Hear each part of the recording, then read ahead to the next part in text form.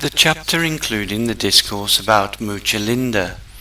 The discourse about Mucalinda. Thus I heard.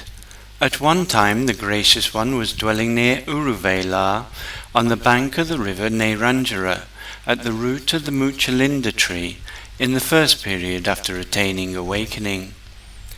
Then at that time the Gracious One was sitting in one cross-legged posture for 7 days, experiencing the happiness of freedom.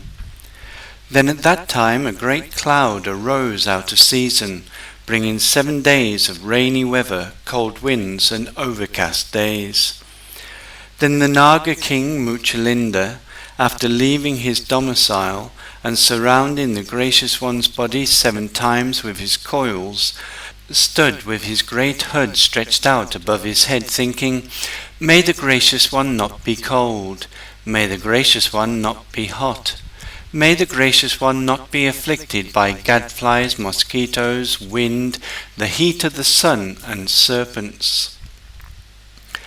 Then with the passing of those 7 days, the Gracious One arose from that concentration. Then the Naga king Mucalinda, having understood that the sky was now clear without a cloud, having unravelled his coils from the Gracious One's body, and after withdrawing his own form and creating the appearance of a young Brahmana, stood in front of the Gracious One, revering the Gracious One with raised hands.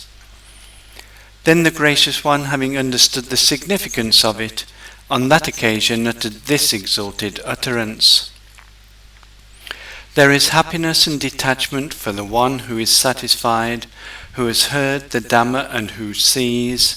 There is happiness for he who is free from ill will in the world, who is restrained towards breathing beings.